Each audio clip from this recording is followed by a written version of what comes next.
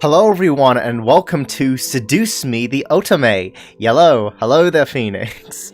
Phoenix. So this is what you do in your spare time, is it? Well, no, but welcome Solar. So anyways, this game is a free visual novel on Steam. You can get this for free, and it seems to be based around us befriending 5 lovely men. I'm just here to say that I exist, but right now I need to take a shower. That's okay. Also, when I read the title, I read it as Seduce Me the Ottoman, as in the Ottoman Empire. So this takes place in fucking Agrabah. Anyways, let's start a new game. This is a fictional, interactive narrative. Any character resemblance to real-life people are purely coincidental. Also, please note that the following game is made for PG-16 audiences. Okay, good. So, I'm thinking that means there's not going to be any naked titties like in the Lucius 2 stream that I still need to do. Please know that sexual, violent themes are explored in this game. Trigger warnings. Yeah, we don't care about that. Please enjoy. Why, hello. Hello. My, aren't you a gorgeous sight? Can I be honored enough to know your name? What is your name? Our name is Ironic Chan. Yeah, that's a good name. That's a good fucking name. A lovely name for a lovely person like you. Why, thank you. Wonderful. Erik, do your job. Very well. This game was produced by Seraphim Entertainment under the direction of Michaela Laws and is powered by Ren'Py Visual Novel Engine. We truly hope you'll enjoy this story. I know I'll enjoy it, since you'll be in it. Bruh, this guy, he knows exactly what to say to make people blush. Erik. Fine. Farewell, my sweet. Bruh, let Erik talk, okay? Stop being such a wet blanket, you bastard. Somewhere. Oh no. Oh shit, is someone getting shot? Come on! Is that all you got? Wanna try me, asshole? Oh shit! Crap! Missed! Let's retreat for now. No kidding. Let's get out of here. That's right! You better run, you stupid punks! Stay out of our territory! Call it fate or call it coincidence, that one moment of violence started a chain of events that I will never forget. This formula, created in the 70s, is one of the most important in the field of financial theory. Financial theory? It is used to calculate the price of European-style options and is widely used by option marketers, though there are some discrepancies that are now corrected with the modern viewpoint. So from what I've seen from this game, what I've read from this game seems to be about 3-4 hours long. And, you know, I think we could do this game in about 2-3 episodes. Anyways. Rain. It has been a long time since we've gotten rain around here. But it is the season for rainy weather, so it's not exactly that surprising. Personally, I love the sound of it. Same, I love rain. The way the raindrops fell, like the soft tapping of fingers, it was so soothing. Even looking at the droplets hit the glass of the window was strangely calming. For this reason, I felt lucky for having a seat next to the window, though I did it to spend more time staring outside than I did paying attention in class. Funny thing, so you know that little cliche about how anime protagonists, they always sit next to a window in school? That's actually just to save on time and just to save on time, because drawing, if you have them in the middle of the class, you're going to have to draw the students next to them on both ends, and that's just painful. The lectures in class were pretty boring. Miss Phillips' voice wasn't philosophic, but I just wasn't interested in what she was saying. Anyways, how is your day, everyone? I hope it's been well as I continue reading. Also, the art's pretty good. And since it was the period right before lunch, all I could think about was doing other things in my free time. Oh man, what a mood. Honestly, I didn't really care much for economics. Sure, I had good grades in this class, but it was only because I read the textbook and did my assignments as I had to. I was only taking this class because it was mandatory. If it were up to me, I would have probably taken another course. Luckily, it was my senior year, so after this semester, it would mean the end of high school courses forever. Thank God for that. Also, yeah, high school's fucking boring. I didn't hate high school. It was just kind of mundane how the days drifted on and on, as if there was no end to it. The only thing I really enjoyed about going to school was meeting my friends and hanging out with them, but that was kind of it. In short, I was done with high school. The start of second semester brought a note of finality to it. I had already applied to many universities the semester prior, and I was expecting replies sometime in the next few months. Second semester? How many semesters do you have in a year? In Australia, with my high school, we had 4 semesters. Also, there were semesters that were called terms. It seemed like the start of something anew, something that would change. That is, if things could change. I stared at the faint outline of raindrops in the distance. For now, I was stuck in this class. Miss Anderson. Oh my fucking god, what happened to the art? Like, it was good back then. Why is your fucking boob bigger than the other boob? Oh my god. Miss Phillips' raised voice interrupted my train of thought. Just when I was thinking about class, I quickly turned my head to face the teacher. Hopefully she didn't pick me just because she noticed I was spacing out. Yes, ma'am? Would you care to name the equation I set up on the blackboard? Like, see, look at us. We're drawn perfectly fine. And then you have her. Oh, I think I read about that in the textbook last night. It should be the Black-Scholes model formula. Very good as always, Miss Anderson. Anderson. It followed me wherever I went. Most people didn't really know me by my first name, but rather by my surname. No doubt since the surname was the trademark of the internationally famous and philanthropic Anderson Family Toys, and because the founder was my own grandfather. Suzu, one of my best friends, turned around and proudly gave me a punch to the shoulder. Kick ass, girl. Oh god, I fucking hate you already.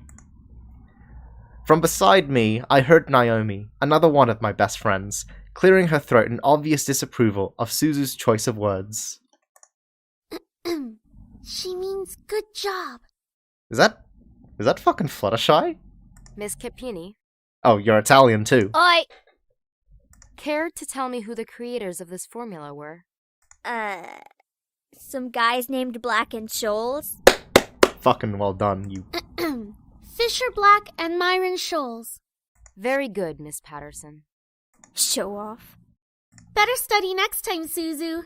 Be like us and study once in a while. I like her. She shits on her, which automatically makes her best character. Suzu rolled her eyes and slouched into her chair as Naomi gave a small smirk. You two are friends? She always pouted when Naomi showed her up. Okay, I guess they're friends because of me. That's the end of today's lecture. Now, let's separate into groups and work on your projects. Remember, everything is due on Monday. Go ahead now. I can't get over how fucking low budget the teacher is compared to the other characters. Before I knew it, Suzu and Naomi had scooted their desks to align with mine, and we turned into the Three Musketeers. Whenever the teacher let the students decide on groups, we always grouped together in our little trio. It was a sheer stroke of luck that we all managed to be in the same class, so we had to at least take the opportunity to stick together as much as we could. Besides, we were most comfortable around each other than, say, compared to being around any other classmate. It just made sense for us to put our heads together for any kind of project. I took out the poster we were working on and rolled it open into the 3 desks. We were pretty much finished with fulfilling most of the guidelines for the project, though we did have to add a few finishing touches here and there. After working on making the poster a bit prettier, you're working on a poster? We sat back and expected our work to see what we still had to do. Naomi, as usual, was the first to look for any issues. She lightly tapped a pencil against her chin, staring intently at the project. Alright, so let's see. We finished the budgeting section, the building leasing, and the cost for labor. What else do we need? Suzu straightened up to look at the poster and stroked her chin. After a few seconds, her face brightened and she spoke up. How about a company name? Huh? Did we really skip over that? Are you serious? Of course we did. You always go straight into the logical statistics and stuff that you completely skip over the fact. We need a name for our project. At least we caught it this time. What do we name it? Oh, do I have to pick a name? Not sure. What do you think? What do I think? It always came down to me. Whenever there was something to be named or titled, I was the master in ending decision, even when I didn't want to be. I like Trinity Corporations. That's stupid. That is way too predictable. How about the Dragon Company? What do dragons have to do with our project? I don't even know what the fucking project is. How can I name it? What? It's a totally unpredictable name. It's hot. But our company sells bubblegum. Oh, okay, bubblegum. Who said we can't produce spicy bubblegum? That sounds... I'm pretty sure that exists, but I'm pretty sure it tastes terrible. What do you think? Yeah. What do you think? Both of them looked at me expectingly, even though I wasn't quite sure myself. I didn't really want to choose sides, but if it were up to me, I would say... Trinity Corporation sounds fine. I like Dragon Company. As much as I don't like the name Trinity Corporation, I like Naomi. Bah, fine. Be lame. You're damn fucking right I'll be lame. I'm back and I'm wet. That's a bit... out of context. But I feel as if I'm going to get wet. You're doing this on purpose, aren't you, Phoenix? Alright, now that we've decided on a name, now what? As we ended our name game, a giggle scrambled my thoughts. What? Oh, huh? Who was that? Who is that? Ignore it. It's just Lisette. Who's Lisette? I looked over my shoulder to see her laughing with her circle of friends, mostly comprised of popular people that were practically friends with everyone in the school. As a result, everyone in the school knew them. In the center of it all was Lisette White. She sat with a posture that indicated she was still working, but that she also was ready to casually chat about her day. Also, who are these thoughts? Where are my hot anime boys? Don't worry, I think that comes later. We just have to deal with these two bitches. She had an endearing balance of charismatic and awkward, which was readily apparent when she first talked to someone. It was easy to make her smile and laugh, and she was quite the comedian as well. Basically, she was perfect. Not that she was like a robot or something, but she was the student that everyone else wanted to be. Lisette was bright and easygoing, and above all, had her future laid out right in front of her. Unlike the average student, she knew what she wanted to do after high school, and as a result, she was confident and ambitious, although sometimes she could rub a lot of people the wrong way. I mean, she doesn't sound too bad. Moreover, I had known her ever since I was young, but it ultimately resulted in a rivalry that continued today. Of course, my friends knew what was between us, and upon seeing me glance at her, they shifted their attention to her. She doesn't even look like she's working, in my opinion. What do you mean? Who cares? She probably is, but she's too much of a stuck-up priss to allow herself to look like she's actually doing work. Oh, come on, Suzu. She may be a little off-putting, but she's not the giant priss that you're making her seem to be. The day she isn't a priss is the day I turn into you. What's that supposed to mean? Bro, you're like, what? 15 centimeters shorter than her? Never mind. It's about time! Let's bail! Unsurprisingly, Suzu was the first out of the classroom, slinging her backpack over her shoulder with ease as she quickly strolled out the door. Also, please tell me if the volume is a bit low. I could fix that just a bit. Her seat isn't even closest to the exit, and she always manages to be the first one out of the door. I don't think I'll ever understand that. I wish I was as fast as her getting out of here. Suzu going whoosh. Naomi folded her arms close to her chest, giving me a disappointed look. Oh, not you too. She's turning you into a delinquent. Also, the volume is good. Okay, thank you so much, Phoenix. Haha, it's a joke, Naomi. Well, it's not really funny. It is funny. Man, you guys are slow. Are you coming or what? We heard you the first time.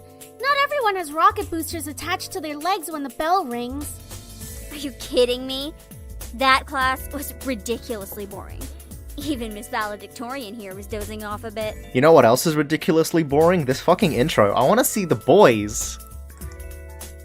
I'm not joking, I actually do want to skip this intro, but we have to. I want to meet the hot boys, and that's not like me making a meme or a joke. I legitimately want to meet them. They sound interesting. Ha ha ha, I do have to admit I was spacing out, and just because I answered one question doesn't automatically mean I'm the valedictorian. Okay, so it wasn't too interesting. But you should at least pay attention when Phillips is talking about the important parts. So you finally admit it. We're finally on the same wavelength. Welcome to the club, Patterson. Please, don't call me by my last name. This isn't the classroom. And never in a million years will we ever see things eye to eye. Despite this, they both burst out in laughter. Normally, anyone would think that opposites like them would never associate with each other, but even though they were so different, their friendship somehow made a lot of sense. What, you mean they actually do like each other? Maybe they were just perfect complements, or personality just didn't dictate the possibility of their friendship. After all, we three have been best friends since preschool. Alright, so where are we heading to first? Cafeteria? I think we can all agree that we're really hungry, especially after hearing about our company's line of deliciously spicy bubblegum. Then why are they talking to each other? I have no idea. Also, let me take a sip, just please. There we go. Who would even buy that? I wonder. I legitimately do think spicy bubblegum is a thing. Me? I would pay good money to get a taste of it. God, those closed eyes are cursed. Yeah, I was never really a fan of anime characters who always have their eyes closed. Except Brock. Brock, he's allowed to have his eyes closed, because he's best character in Pokemon. Haha, you do like spicy food after all. Admittedly, I don't like spicy food, but spicy sausages? They're fucking lit. We entered the cafeteria, a bustling room filled with the aromas of different kinds of food. As we got in line, we ordered our meals and chatted freely. What, you mean like those shitty cafeteria food that looks like it costs $3 to make? Cajun fries and the spicy chicken burger for me. That's my definition of a good meal. I'll take a tuna sandwich and some juice. You're probably going to need water or something to curb all that spicy flavor, Suzu. Just to alliterate, you don't drink water when you eat something spicy that actually makes the flavor worse. Instead, you drink milk. Fucking pleb. I can't be tamed by the likes of that. If it's spicy, then it's gotta be all or nothing. Yeah, we need that Asian representation. Hashtag not racist. You're crazy! Hell yeah, I'm crazy. I think I'm getting a migraine. I think I'll go with... just mac cheese and a soda. Ooh, spicy chicken burger. You know what? We're gonna be like the memer, okay? And we're gonna order a spicy chicken sandwich and eat it like a boss. Give me that. Might as well go spicy today too. Once we got our food, we settled down at one of the empty tables, putting our backpacks aside to finally dig into the food. Suzu leaned back in her chair, tilting it back so that she could rest her feet on the table by her food. Okay, admittedly... Well, you know what, it's empty, but admittedly I still wouldn't do that. That's pretty in poor taste. Alright then, is there anything we want to talk about? Bored already? Yeah, I'm bored. I know, let's talk about... Like, I don't know how this will... how this plays into how it's related to the boys later on. Yeah, let's go. Say boys, and I will never speak to you ever again. Aw, why not? What's so interesting about talking about guys? It's not like any of us are gonna get boyfriends anytime soon. We don't know that. What if one of us does get a boyfriend? Okay, well finally it's starting to relate. Like that's going to happen, Naomi. Look at us. I'm a tiny Italian. You're a ditzy blonde. Ditzy blonde? Hey! No offense. And Anderson here. Well, I guess she could land a boyfriend or girlfriend if she wants. Oh. Or girlfriend? She can be a lesbian if she wants. True. That's okay, Suzu. I'm not sure I want a boyfriend yet. Admittedly, this is not what you'd fucking... This is not what people talk. This is not what friends talk about. Oh yeah, you could be a lesbian if you want. You could be gay if you want. Why not? It's our senior year. Might as well get a boyfriend. When it was my senior year, I was just focused on passing those exams, those final exams. I didn't care about any of that shit. Maybe she's just not interested in a relationship, Suzu. Well, it really wasn't about wanting a relationship, but more of there was no one interesting enough to be in a relationship with. Okay, Irony, I get ya, I see how it is. Don't get me wrong, I'm an open person, but there were not many interesting guys in the school to go out with. Who knows? Time will tell. Naomi looked at me, wanting to continue the conversation. However, before she could speak, the speakers in the caf started up and an announcement echoed through the cafeteria. She doesn't even look blonde. She's more like light brunette. Yeah, I have no idea. Maybe Suzu's colorblind, I don't know. Miss Anderson, please come to the main office immediately. Please bring your things with you. Oh shit, that's never good when they specifically single you out. That's never good. Oh my. Looks like our plans have been cut short. The men in white coats have finally come to get you. Oh, I think I know what it is. Our grandfather died. That's what I think's gonna happen. We're gonna go to the office, the principal's going to give us the news that our grandfather died, and we're probably gonna have to move, and the place we move to, that's when we meet the demon boys. Suzu, don't joke around. What if it's serious? Fine. If something happens, just call us.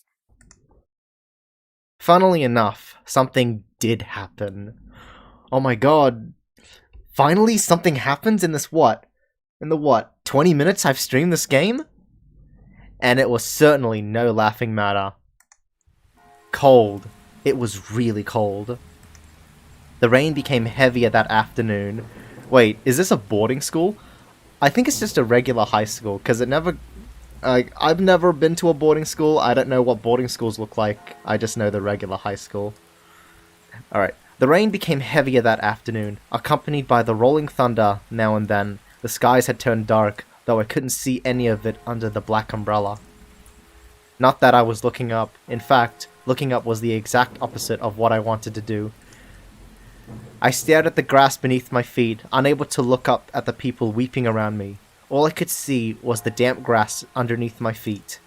Only the monotone eulogies that floated around through my ears reminded me that I was at a funeral. I fucking called it. It was only when the speeches ended that I was finally able to raise my head. Harold Anderson, forever in our hearts. A small gathering of people mostly made of relatives that I didn't even know were related to me were huddled around a simple small grave. For a while, all I heard was the sound of raindrops on umbrellas. If it weren't raining, everything would have probably been in a heavy silence. I looked beside me, where my father was standing, holding up a large black umbrella for our small family of 3. His face was emotionless, a strange sight next to my weeping mother. I wondered what was going through his mind. After all, etched into the smooth grey tombstone before us was his father's name. My grandfather, the one who raised me like his own daughter, had passed away that day. The ceremony was small, only close family were allowed to come. Slowly though, people began to leave, leaving my father, mother, and me behind at the grave. A man dressed in a clean black suit, underneath the uniform black umbrella of the funeral attendees, walked towards us, introducing himself as grandfather's lawyer. He pulled out a few documents from his suitcase and began to read aloud its contents. And now, I shall read Harold Anderson's last will and testament. Yeah, we're gonna have to go somewhere. Or we inherited a place, like his estate or something. Only my parents and I were allowed to be present for my grandfather's will.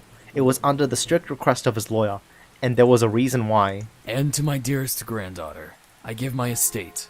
All the furniture and decor that resides within the house shall also be given to my granddaughter. I fucking knew it. Is this game predictable or what? Also, I don't know what happens with a will and shit, like, all that business, but am I the only one who finds it a tiny bit scummy that the grandfather gave us the estate instead of, you know, his own son. Or maybe, I don't know, maybe he figures we'll get more use out of it, or since we're in high school and we probably need a place to live. I don't know. Maybe I'm being a tad judgmental. What? I couldn't believe my ears. I had earned the family estate at 18? That was impossible, and yet it was written by my own grandfather's hand. He passed the family estate to her? Why am I not surprised? Okay, so there is a bit of tension between our father and our grandfather. Damn. Listen, plot doesn't matter as long as we get some meat. Dear. Oh. Well, did he say anything about what will become of the CEO and chairman position of the Anderson Toys Company? Look, his son is a disappointment. Of course we get the estate. Hello there, Capra, and welcome. Glad to have you here. No. It is presumed that the vice chairman will succeed the position. Okay. Even to the bitter end, he wouldn't give in. Oh, what a stubborn old man. Shaking his head, my father turned to face my mother with a serious expression on his face. Also, our mom has some fucking giant hips. I'm just gonna point that out. About the estate. Should we send her there to get used to the building? It'll be a good place for her to live after high school. Yes, I'm finally here. Also, I'm not sure if this is like an American thing, but when parents kick, or I wouldn't say kick, but have their kids move out at 18, that just sounds very, very dumb to me, because wouldn't you want to support your kid after college and try to get, you know, have them stay in your home until they finally earn enough money to get a house of their own? You know, just kicking them out at 18 where they have no job and no car and no money of their own, like substantial money of their own, that's just a recipe to just like have them struggle for a couple of months and then be forced to move back in. Can anyone else give their thoughts on that? Are you sure we should? Yeah, 21 is far more suitable than 18. Even 21, like any age, you'd want to make sure that, you know, your kid has enough money to live on their own so they're not struggling. Why not? This would be a good experience for her. I mean, like, for a holiday, I guess, but not right now. Honey, what do you think? I really wasn't sure what to say. Why did my grandfather think that I was the appropriate heir to the mansion? Was I even ready to live on my own? Okay, I'm gonna say this. If you ask yourself, am I even ready to live on my own? Chances are you are not ready to live on your own. Yes, it's a very American thing. I read an American article that was like, Siberians live with their parents past their 20s, and it's like, not that weird. Yeah, I don't think that's weird at all. Alright, let me take a sip. Well, that seems to be it. We'll be taking our leave now. I'm sure the little heiress needs some time to adjust. Bastard! Why are you so fucking... such a dick? The little heiress? Fuck off. David! Fucking neumes out. Oh, sir... that's me misreading again. I don't know. My eyes haven't adjusted. Like, I just woke up recently. This is why you failed geography. Even though she raised her voice, my dad wordlessly began walking back to the car, disinterested. Wow. Why is our dad such a dickhead? Don't mind him, honey. I think that your grandfather's passing really affected him. Why don't we get back home for now? You can go on ahead to the car, Mom. I think I need some time alone with Grandpa. Oh, of course. Take all the time you need. What is that accent? It sounds Korean. She gave me a quick hug and hurried after my dad. I looked around the funeral grounds, which was completely empty, save for the sully-looking grave that was laid out in front of me. I'm sure that if Grandpa were in charge of arranging all of us, this would have been much different. Dad's got daddy issues, ironically. It was blatantly obvious that my dad was in charge of the whole event. Who else would bury their own family the same day they pass away? Oh shit. So this isn't like sometime later. This is the exact same day. Fuck. Everyone knew my grandfather's love for toys, and yet the grave was a mere stone slab on the ground, void of any children's toys. My dad didn't even bother putting flowers. Wow. Yeah, it's more of a cultural thing. In Southern Europe, people live with their parents and it's normal to them. However, I think you have to push them away so that they don't become too attached to you. Yeah, obviously you don't want your kid to, like, be attached, but I feel like when you're that age, you want to move out. You know, as soon as you can. His disdain for my grandfather was almost pitiful. Sorry, Grandpa. I tried to force out some words, but the only thing that came out was a choked sob. Sob. Wah. You told me to stay strong, but right now, I'm the farthest from it. Like that one time, long, long ago. Oh shit, are we having a flashback? Yes, we are. Grandpa! Oh, it's so good to see you again, sweetie. This sounds like a guy just trying to make his best old man voice. Yeah, it's good to see you again, sweetie. We live with our parents cause we have to take care of them. We only move out when we get married or something. Ah, I see. I was swept in a giant teddy bear hug, and we both laughed as he swung me around like an airplane. It was one of my favorite things about seeing my grandfather, the way he greeted me. Unlike my father, my grandfather was loving and playful, even as I grew older. Sorry that Daddy couldn't be here today. He said that he wasn't feeling too good. Again. It has always been like that. Dad missed every visit to Grandpa's house, citing that he was busy with work or wasn't feeling well. You know what? It's actually not a big fucking wonder why he didn't leave anything to the will. Dad? Just visit him once? Maybe you would have gotten something out of the will, but no, everything goes to us. Is that so? Well, that's okay. Daddy can come around next time. And you're here, right? Also, I just want to point out that this grandpa looks very, very well for, what, 60s or something, because he's having white hair? I can't. The only wrinkles he has are around his eyes, like 2 little wrinkles, 3 little wrinkles. Yeah. So what are we gonna do today, Grandpa? Mommy says that there's a new dessert cafe open in town. Maybe we could go? Oh, I would love to. But I've been so busy with the company these days. We're actually working on a little something. Would you like to see? Admittedly, the music is a bit loud. Yes! Ooh, is that a toy? It is. I was designing a new line of them, but I feel like something's missing. You don't think you could help me out, could you? Maybe if you were a better son, you'd get in the will. Exactly, Capra. Exactly. Fucking exactly. Of course. Or with what? Half an hour later, and the thirst continues. Okay, it's getting there. It's getting there. I promise this stream, we will find some thirsty lads, okay? I'll stream for 6 hours if we have to. He placed the toy in my hands with a smile, and I carefully inspected it. It was a beautifully crafted, and obviously a lot of work was put into it. There was one thing though. What's wrong with it? So, what do you think? I think the heart on its chest should lighten up when you hug it. What? It'd be like it's alive, and it can be like a little nightlight before you sleep. Oh, it's a teddy bear? He stroked his chin, considering my import while nodding his head. After a few moments of silent deliberation, he turned on me with a chuckle. He turned to me with a chuckle. Okay, what is that? He turned on me with a chuckle. It sounds like he's about to fucking backstab me or something. We will get the meat. That's a great idea. I'll get to changing it right away. You're always like my little lucky charm, dear. You always know what to add to make the perfect toy.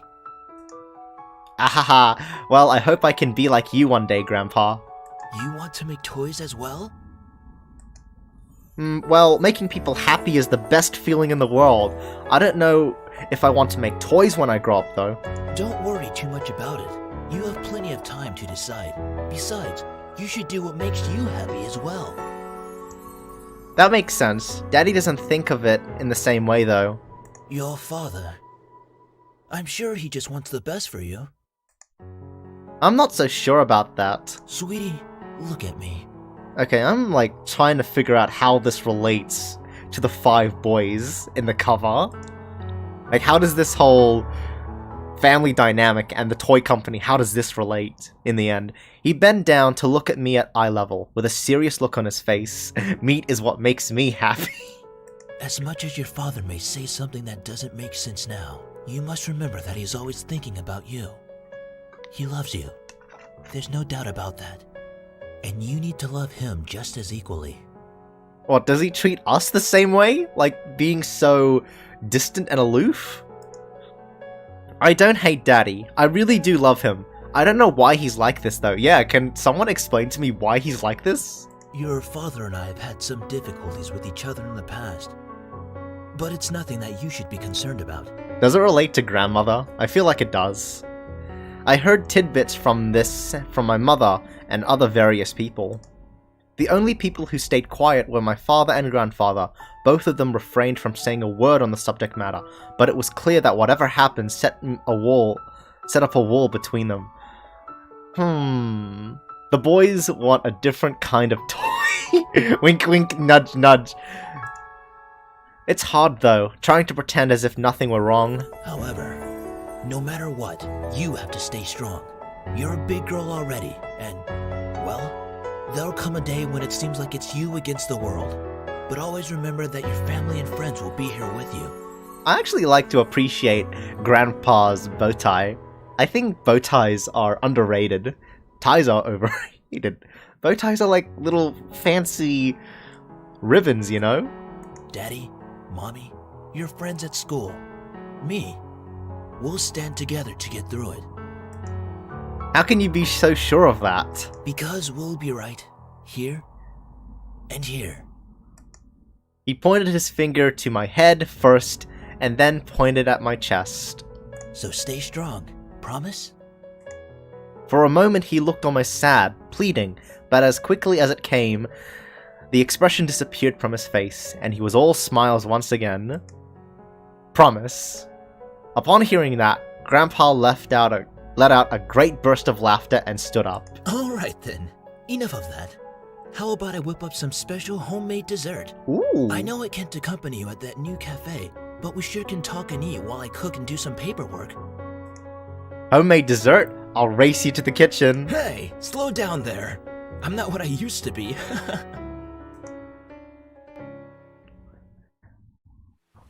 Why put bow tie boys and tie boys together when they can love? You willed me the very home I love to see you in. Why? Why would you think that I would be ready to take it? Especially after this?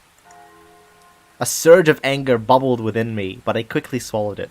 There was no use getting mad, especially when the person in question was no longer there.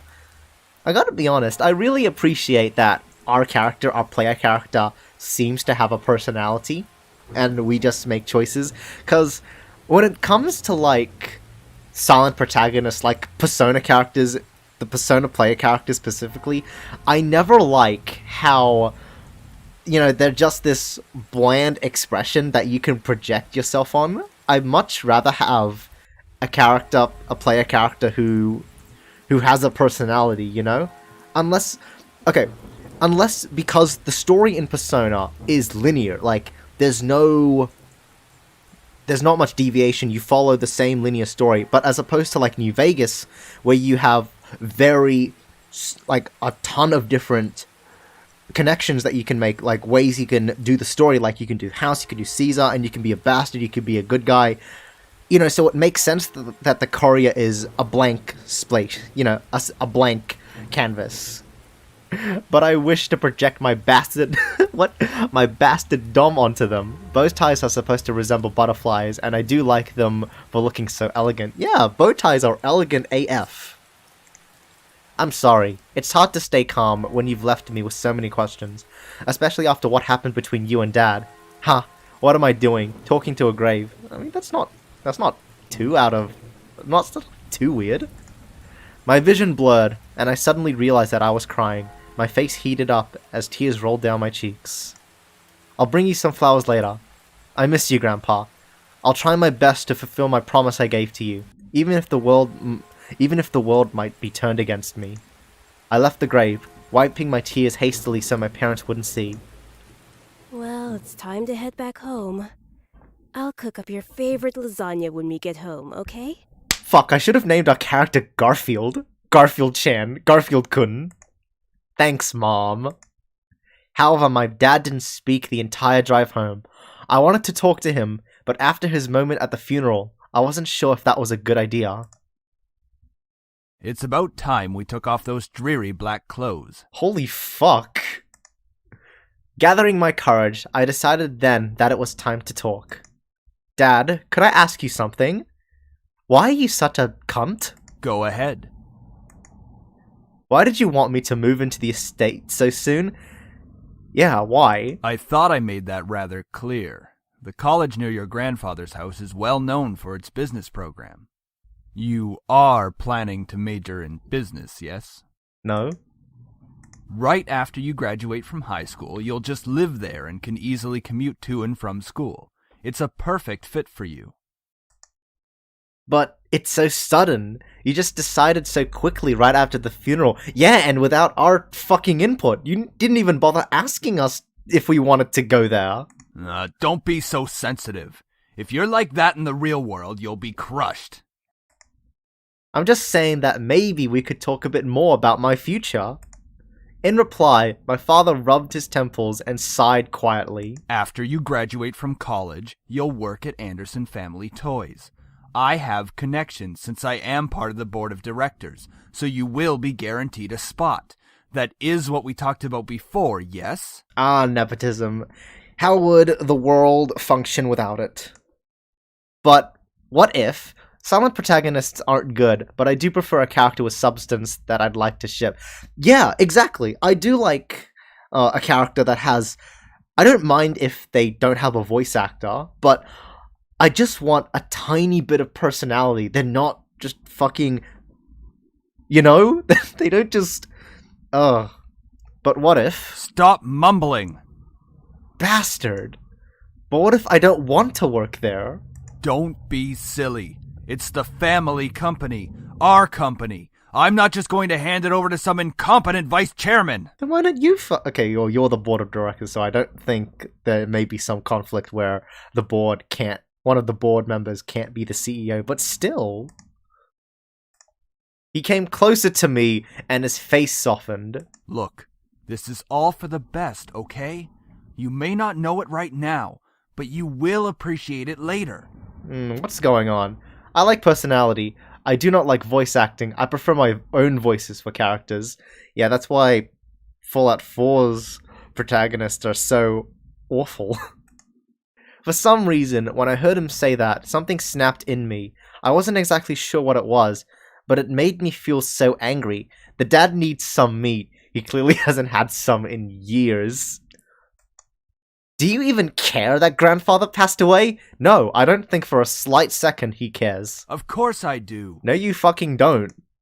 Well, everything seems fine and dandy to you. Things couldn't be better. Excuse me? I don't like your tone, young lady. I don't like your fucking tone.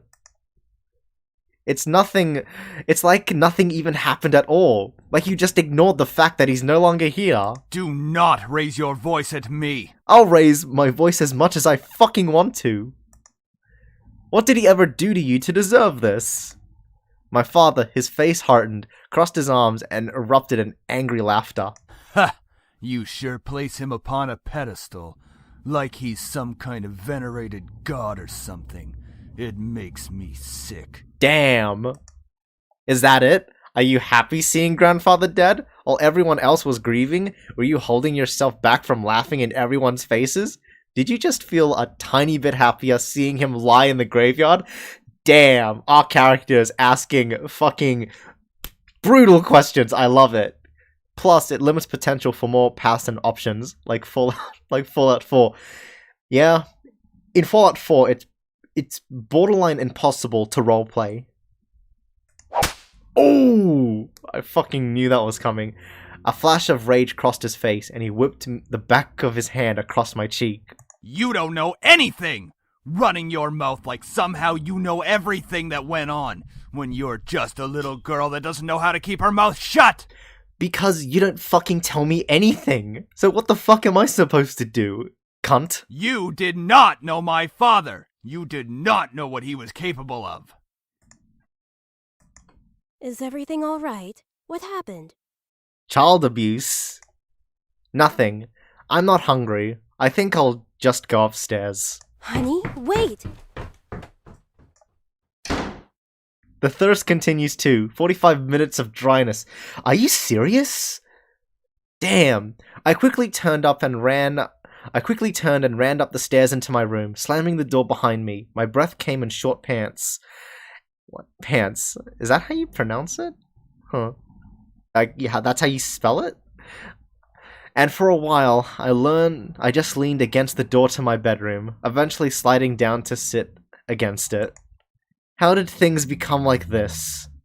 My cheeks still throbbed, and I tentatively stood up and looked at the mirror to see how it looked. Hopefully it doesn't bruise. What am I saying? Tears formed in the corner of my eyes, but I blinked them back rapidly. I couldn't cry for the second time today. I had to be stronger than that. Are you alright? Your father told me nothing happened, but you know your father. I'm fine, I just lost my appetite. The lasagna's done, though, and I don't want you skipping any meals. Are you sure? Yeah, don't worry about me, Mom. I'll come downstairs later to eat. You're not telling me the whole story. I just don't want to eat right now. Please, dear. Tell me what's going on. I wish you would tell me why you're being like this. What happened was that our pappy, our good old pappy, just fucking bitch slapped us like a fucking whore. I wanted to tell her. A part of me was screaming to tell her what Dad had done. At the same time, I knew she couldn't fix anything. Besides, I was moving out regardless. I feel like my narration and my commentary is the inner voice that plays in Ironi-chan's head, and you know, she's just like talking normally, you know? Like I'm the intrusive, we're the intrusive thoughts that happen in our heads. I remained silent, letting the event remain in the past. Well, I'll leave your food on the table if you want to eat it later. Okay, thank God you're not putting it on the floor, because I feel like that's a tiny bit disgusting. Like, even if it's on a plate, like, there are still dust particles and dirt that could fly over and onto the food, you know? Bitch slap him back. You go, girl! Finally, my mom left me alone. It was strange to think that she was only a few inches away from me, only separated by a single wooden door. Plus, I really didn't know what to do. I needed to do something, anything, to get my mind off what just happened. Anything will be better than thinking any more about the pain still radiating from my cheek. I was going to move into my grandfather's house tomorrow. I should probably pack my stuff so I would be prepared for tomorrow. You mean, oh shit, so you tell us, Dad tells us, hey, you're gonna move into this house tomorrow, and you haven't packed our stuff? Yeah, that was a good idea. I should start packing.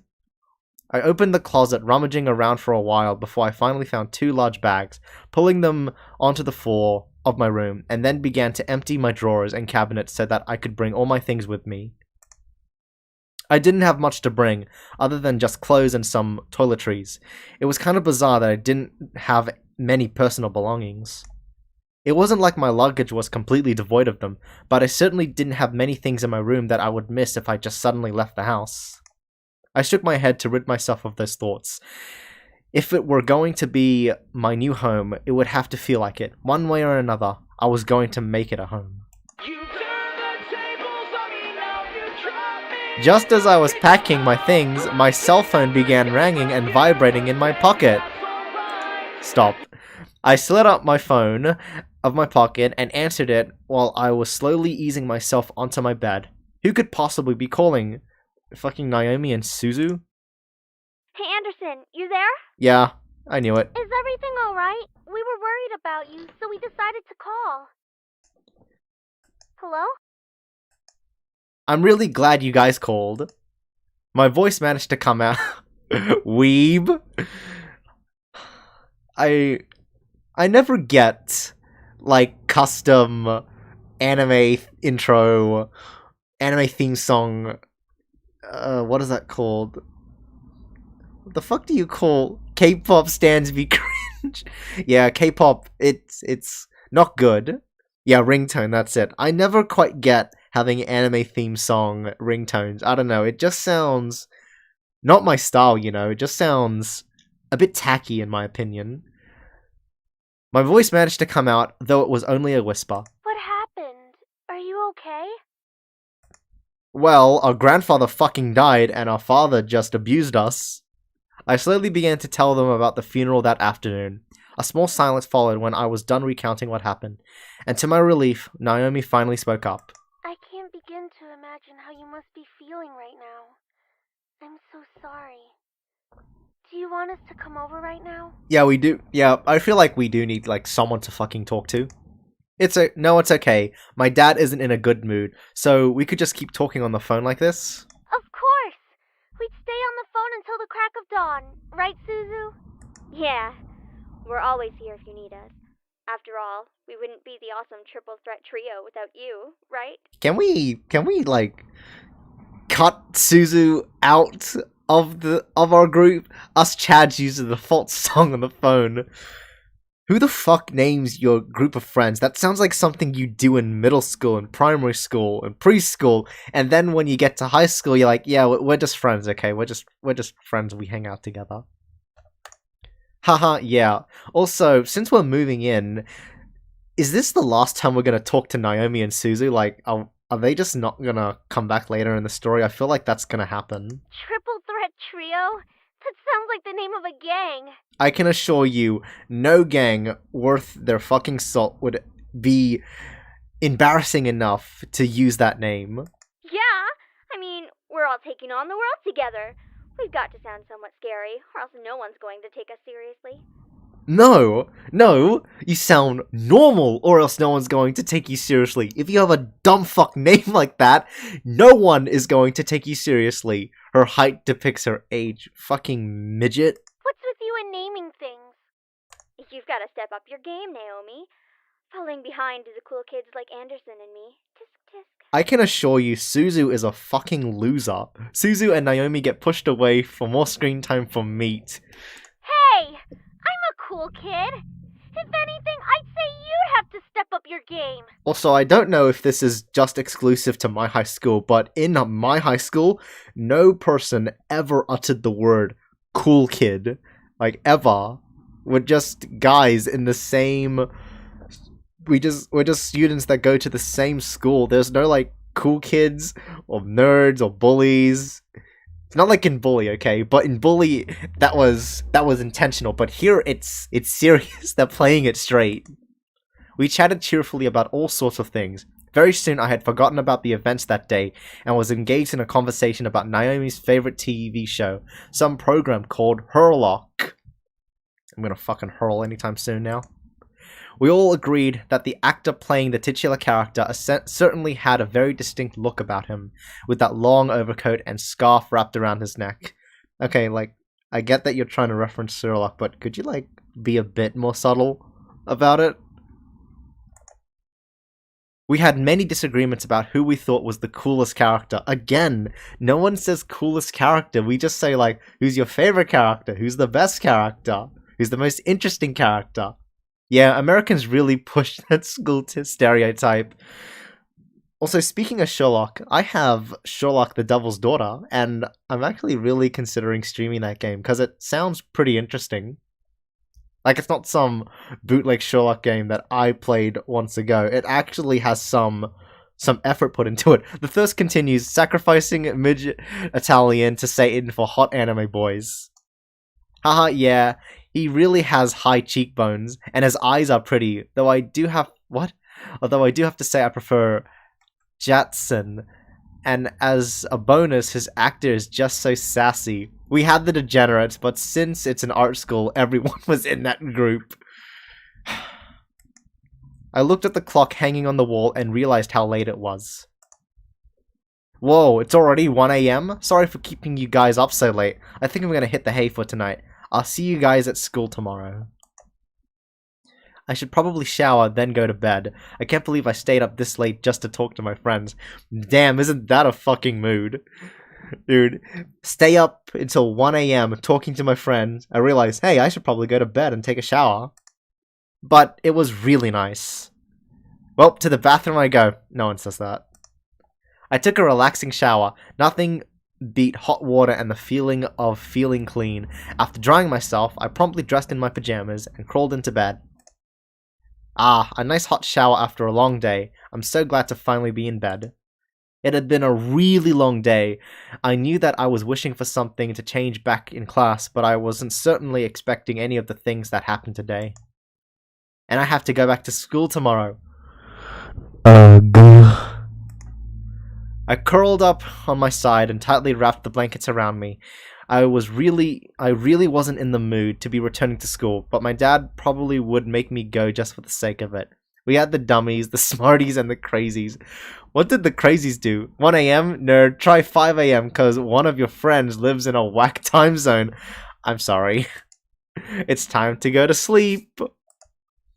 I reached out to the lamp on my nightstand and turned off the lights. However, my mind was so lost in the passing of my grandfather and the thought of inheriting something so big that it haunted my mind the entire night until next morning. I shook my head to try and clear the sleepiness out of me to no avail. I really didn't get any sleep last night. One of them peed in the sink. That's actually fucking gross. It's already time to wake up. Wait, school.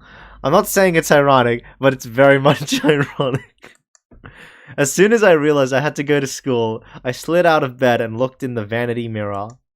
That's a relief. What? Oh, okay, the bruise went away. Luckily, there was barely a bruise on my cheek. You had to squint to actually see it. I doubted anyone would actually notice it until they leaned in really close. Breathing out a sigh, I got dressed, took my backpack, and caught the bus to go to school. It wasn't even hours before everyone heard the news. I was approached in school and given condolences for my loss. However, that wasn't really what shook my friends. What? Oh, Wait, we're moving? So you have the whole Anderson house to yourself? Lucky as hell, man! Yeah. Yeah, Americans should be grateful for us Europeans messing our deep sleep schedule just to talk to them. I'm Australian, Phoenix. Sorry. Quit being so sensitive, Naomi. Quit being so vulgar, Suzu. Naomi's right, Suzu. Oh, man, come on! See? She knows about proper public taste. I know how to be a lady. Sheesh. Guys, I'm going there after school today because my parents want me to get used to living there. Seriously? It hasn't even been a day since you came back to school. Yeah. I know, but my parents want to try living there as soon as possible. Wait, so Mom's perfectly fine with this? Still, that's really fast. Are you going to be okay? You know what they say, you gotta go fast. Of course, haha. But even in the comfort of my best friends, life seemed to keep testing me. Oh, what happened? Hey! Don't go around shoving people like that. Are we gonna finally meet him? Oh. Whoops. Did I strike a nerve, Capini? God damn, like, admittedly this art isn't as bad as the teacher, but my god, that's still pretty bad. The mouth, like, it's honestly the mouth. Just have it, like, go down a couple pixels down. I wasn't talking about you, but if you want to make everything about you, okay. Oh, sorry, okay? She let out a small laugh as she twirled her hair around her finger. Lisette, one of the last people I wanted to see today. Where is the meat? I'm asking the same fucking question myself. Where is the fucking meat? It's not me you should be apologizing to. She's yes, Capra, she's literally like that emoticon. Oh, Anderson. Hey, how's it going? Oh my god.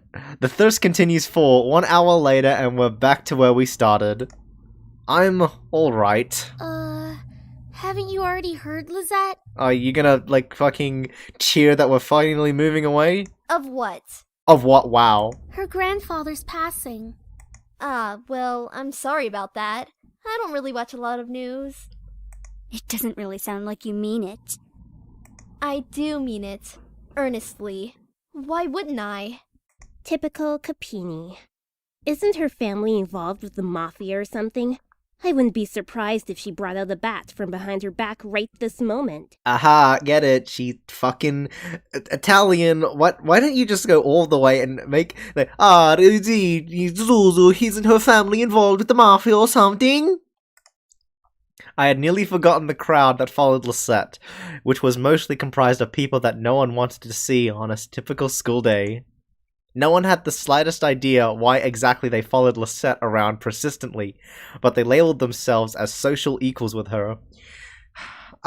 This particular moment just makes me want to, after the stream, just go watch fucking Mean Girls, because Mean Girls is a top tier movie. That is out of line! Suzu comes from an honest family. Naomi, her grandfather passed away. Says the one whose family profits from political scandals. Mamma mia, grandpa is a mafioso! Yeah, your dad doesn't make anything unless he's in the court with dirty politicians. Sorry you feel that way. Hey, let's all calm down for a second, alright? I'm sure Anderson needs some time to recuperate. I mean, what just happened? We need to give her some respect. Finally, Lisette's speaking some truth. Finally speaking some sense. Just stop. Stop acting like that already, like you feel sorry for me. What are you talking about? Okay, you're fucking lying to me, you little bitch. You actually acted. You were actually a pretty good actor back then, but now you're just fucking not trying anymore. I'm sure you're happy seeing me like this. You already have everything you've wanted. Now seeing me like this, life couldn't get any better. Fuck, man. Bitterness seeped into me. Words started flying out of my mouth without filter. But honestly, I didn't care. I was so consumed by anger that I only saw Lisette in front of me. What exactly am I to you? Just another part of your obstacle course? Is that what I am? I'm sick of it, Lisette. I'm sick of all these charades. Charades. I'm sick of you. Oh, everyone's fucking... Oh, the mouth's open. Fucking Lisette. I think that's the worst expression we've seen of her so far. Gasps rose from the crowd around her, and I was brought back to the school hallway. Even my friends beside me looked at me in surprise.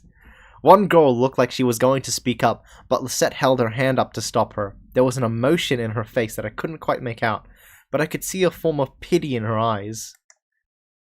No, don't you dare pity me. I looked away from her. I didn't want to see that emotion in her eyes when she was talking to me. She didn't have the right to look at me that way. I'm sorry. I know your grandfather passing away must have really taken a toll on your emotions. Nah, I think you're lying. She stepped towards me and put her hand on my shoulder, giving me a tiny smile as if for old time's sake. But for some reason, I didn't feel comforted at all. Not that I was just angry at her, but the expression on her face when she leaned in close to me contorted into something complex. Oh, my message got deleted for some reason. Yeah, I can't see it. Oh. YouTube, fantastic platform. Something was different about her. I couldn't quite place my finger on it, but something about her had definitely changed. Oh shit! Did Lisette get, like, targeted by one of the demon boys? I feel like that's it. Like she's hypnotized into doing something. Well, I'll be going for now. Track meet responsibilities and all of that stuff. See you later! Something about Lisette made me feel uncomfortable. I wasn't just angry, but also uneasy. What was it? I had never seen her like that before. I said, wait, what the fuck is that attire? Don't those bitches have a dress code or something? Yeah, I don't see it, sorry. That's YouTube for ya. Also, yeah, like, I'm not sure if this is also... Well, I know in America they have school uniforms, or if this is just some sort of thing they do in, like, cartoons or TV shows so that every character has a distinct look to them. But I'm pretty sure that every school, and I think every school in the world, has some uniform. Like, a particular type of uniform. I think that is it. It's just that TV shows, they need a way to make their characters who go to school have a unique look. So that's why they pretend like there is no dress code. but I decided to pay no further attention to it. She continued running down the hallway with her gaggle of friends behind her. I refocused my attention to Miss Phillips, who was walking down the hallway towards me. Is everything alright, girls? No. Nothing we couldn't handle, Mrs. P. Just We- a bunch of snobs. We don't have a uniform. Oh, that's actually a big surprise. Suzu, hush! It was nothing, Mrs. Phillips. Literally only the richie schools have uniforms. Yeah, cause uniforms are fucking expensive. I see. Well, Miss Anderson, please accept my condolences for your loss. Thank you, Miss Phillips. Mrs. Phillips. Your grandfather was a good man. He really upheld the philanthropy of his company's policies, and the money that went towards charity, too. I know, he was amazing. I really looked up to him, and I want to be as good as he was. Well, I know that you'll be as great as your grandfather. I'm wondering, so back then, our dad had some sort of pointy ears, so I'm wondering, is our dad and maybe our grandfather like demons, and in turn we're like half demon or something? We actually had a uniform, but that was implemented in 2013. Hell yeah, she will. She'll be 10 times better than her grandfather.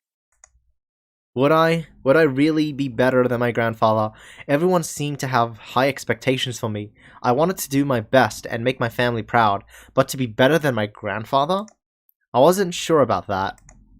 From outside the school window, I saw a familiar blue car pull up to the curb. Undoubtedly, it was my father in the driver's seat.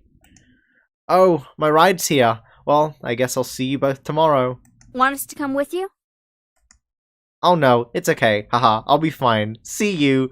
Which reminds me of a fun thing. One time in English, we had a debate to better our speech skills, and our debate was all about should schools have uniforms or not. I mean, that's like every... I'm not joking. That's like every school debate. It's either should schools have uniforms or not? Should there be a death penalty? And I think that's it. Those are like the two most popular topics for like an elementary school debate or like any debate team until you like get really serious in like high school or something. Then I guess you move on to the more complicated topics. Hey, Dad. Yeah, like, see? His ears are very pointed. And our ears, we can't see our ears because they're covered in hair. So I'm actually thinking there's going to be a twist where we're going to be, like, half demon or something. One of the students from the pro-uniform side was like, the human body is beautiful. Wouldn't it be better if it were all naked? And the teacher sent her out. My god, what a thirsty lass. We didn't have those kind of topics. Well, in my school, well, the schools that I went to, those were the only topics I heard from the debate club. Or debate team, whatever. Hey, honey. Are you gonna fucking apologize to us? As I got in the car, I noticed my father looked troubled, clutching at his steering wheel and staring straight ahead, as if something was really bothering him. You mean the fact that he fucking slapped us? About what happened yesterday. I'm sorry for yelling at you. Does your cheek still hurt? Wow. Okay, I appreciate that you say sorry for yelling at us, but you don't apologize for fucking slapping us? You just say, oh, does your cheek hurt? And they say art school isn't worth it. No, it's nothing to worry about. I mean it. I shouldn't have laid a finger on you. You know that you're my most precious daughter. You're all that I have. You don't fucking act like it at all. Yet he couldn't bring himself to say what he could never say to me for such a long time. I wanted to hear those words to affirm how he really felt, but I guess even now he couldn't say it to me. Wow. Okay, I want a choice. I want a choice right now where we can tell him to fuck off. We don't like you. I turned my head away to look out the window. There was no point in waiting for something that was never going to come. And like that, he started to drive, and the conversation between us ended. I decided to focus my attention on the passing scenery. We were taking the usual route to grandfather's house. It was located within the vicinity of the school district, but it was still pretty far from the school and from where our house was. Another one of my message got deleted. Wow, are you serious? Wow. My message got deleted because I said a naughty word. Wow, so... Wow, OBS now doesn't show those messages because I can't see them from the stream. What? So it looks like you're gonna have to not use naughty words anymore. Wow. Fantastic website. I love it. He always lived alone. He insisted on doing things by himself, even at his age, living in such a large house. I wondered, did he pass away with no one at his side as well? It sounded so lonely and sad. It was strange that he decided on living alone in his large estate. If anything, he could have lived with us. Though he and my father would probably have given each other the silent treatment the entire time, maybe living alone was preferable to that. I actually hadn't visited him for a while now. Visits to his house were most frequent when I was a child, and I had grown up long since then. That time I visited, though, I thought he looked just as he usually was, happy and healthy. Okay, I wanted to say that her friends diminished her grandfather not long after his funeral. But things change. In the back of my mind, I knew that he would have to leave one day. It wasn't like humans could live forever. So why did my heart still feel so heavy? The car ride was mostly spent in silence until he spoke up again. I mean, you never... YouTube, let me say that I dick down the dad. Capra, what's wrong with you? Why? How was school? Maintaining your grades, I hope. Wow, of course you care about the fucking grades. Yeah, I've been trying my best as of so far. Trying? That's not really doing the best you can, is it? What a fucking asshole. With my father, only some words I said were filtered through his ears. It was difficult to keep a conversation without eventually talking about academics and my future, even if it was something loosely based on it. He always found a way to integrate it whenever we talked. I'm a DILF man, I cannot help this. Anyway, your belongings are in the trunk. There isn't a lot, so I'm sure you can manage bringing them inside the house. After all, you are on the road to being independent now. I can't say penis. So, Capra, I'm assuming that you like the sole survivor of Fallout 4, because he's a DILF. Yes, I can manage on my own. The usual silence resumed between us. I wasn't really sure what to say around him, especially when most of the time we didn't share the same opinions. The thirst continued 5. Capra goes insane for the abusive dad, and maybe I would too. Yeah, it's been like, what, 70 minutes? Still nothing? One question did linger in my mind, though.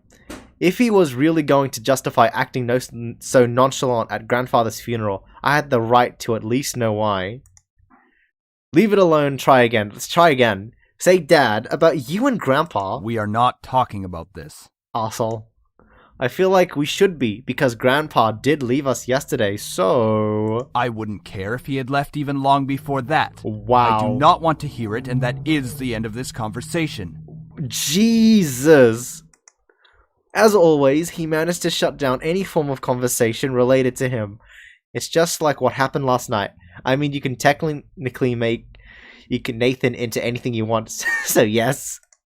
I opened my mouth slightly, but I closed it again. It was like talking to a brick wall. It wasn't like I could find anything by somehow arguing my way through it. Alright then. I leaned against the car door and stared out the window. I really couldn't think. What would this place be like? I had been to my grandfather's house before, but it was one thing visiting, and it was another thing actually living there. How would I manage living on my own without any training to really care for a house? Good fucking question. How would you manage on living by yourself if you don't have any proper training? I knew that naturally the bills would be paid by my parents, who inherited grandfather's stocks of the corporation's stonks, but I'd never lived independently before. Thinking about it, it made me feel like some kind of bird being pushed out of the nest. Though I was technically an adult, I felt unprepared and a bit daunted at the prospect of actually moving to a new place. Most people my age would be ecstatic moving out. After all, it would symbolize some kind of change in their lives, like being on the road to independence. But I felt like that was nothing of the sort. I really hoped I wouldn't let my parents down. I wouldn't let my grandfather down. What would he be saying right now? We're gonna have a flashback now? I gazed up at the passing clouds in the sky. If you're out there, grandfather, how would you be doing? Would there be anything you'd want to tell me at this moment? And of course, no answer. What was I doing? Searching for an answer in a heaven that would or would not exist. Some people to help around the house, perhaps some manservants. Oh shit, is that how we Yes! I think that's exactly what's gonna happen. The demon boys, they're going to be the servants to the butlers to our new home. I ducked my head to stare at the blur of trees and cars from the outside window. My head was definitely going into the clouds there at that moment. Either way, I found myself being driven off to my new home. Wow, it's big. The car rolled up to a stop and I drifted out of my thoughts. Here we are. Go on in. Alright, tell Mom I love her. Alright. Alright. I love you too, Dad. And they will serve us very well. No, make sure to come by and visit us often. No, I'm going to miss you lots. Nothing other than a blank stare. Stop speculating and just speed to the dialogue. I paused a bit before reaching for the car door handle, waiting for any form of goodbye, but he didn't speak again. I sighed and exited the car, hearing my dad pop open the trunk. I saw the 2 large bags I packed last night that were large enough to carry only the things I need. I took them out, placed 1 bag on each shoulder, and then closed the trunk. He then drove off, leaving me alone in front of the mansion. I watched the blue car fade into the distance of the road before turning to see my new home. There it is! It's huge! My grandfather gave me this? It's hard to believe. The house was framed by a set of tall gates. I hesitantly pushed them aside to take in the entire estate. The house still looked like it was when I last visited him. At a glance, it seemed kind of intimidating with its size, though if I came closer, it was clear that there was more to it than that. The brick walls were framed by shrubbery and lovely flowers, giving it a homey and welcoming look, but in contrast, the tall doors to the house gave me a feeling of grandeur. Huge. Ugh. Who knew what was waiting for me? But I knew I wouldn't back down at this moment. I took out the key to the front doors and unlocked them. Well, might as well make myself at home. I'll be staying here for a while anyways. That's when I saw them. Yes! Finally! That's 75 minutes, finally! Laying on the floor was a group of men. They were all unconscious, but there was no explanation as to why they were there in the first place. I dropped my bags as I let the door close on its own behind me. Oh shit, they're unconscious? Who the heck are these guys? Why are they here? What's going on? Some of them had open wounds. The blood was staining on the floor, and the scent was intermingling with the air. Me, Capra, they're bleeding out, okay? Have just a tiny bit of tact. I couldn't help but feel bad for them instinctively, but nevertheless I was shocked and a bit angry at the sudden intrusion. My mind suddenly went from caring and concern to confused and demanding answers. Yeah, let's go. Yeah, call the police or something. Call an ambulance. They're bleeding. Who are you guys? No response. I'll call the police. Yeah, that's it. Still nothing. None of them seemed to be awake to answer or respond to me. It just seemed surreal to have random strangers in the house I just moved into. But I wanted answers quickly. That was until... Eve, get away from me. Woman, you're going to let me kiss you. What the fuck? What a way to introduce yourself. I couldn't believe it myself, but within a mere blink of an eye, one of the men went from lying on the floor to being right in front of my face. What was even more odd was the fact that I felt serene and calm about it. Slowly, a desire burned in my chest, telling me to accept his kiss, even when my mind vehemently refused. What the fuck? Yeah, what is this Kingdom Hearts looking motherfucker? Go ahead. Good.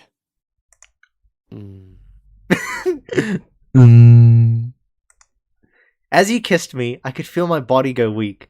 I didn't know why, but that kiss was draining me of my energy, and yet it was so good, and it made my heart sing. It was a strange and tingly feeling that danced over every nerve on my body. I could feel streams of intangible energy run up my body into my lips. It felt odd, but at the same time, it felt amazing. Sam, stop it. The person kissing me, Sam was his name, glanced behind him. I said stop. Now. Fine. I like the one on the left. He's fancy.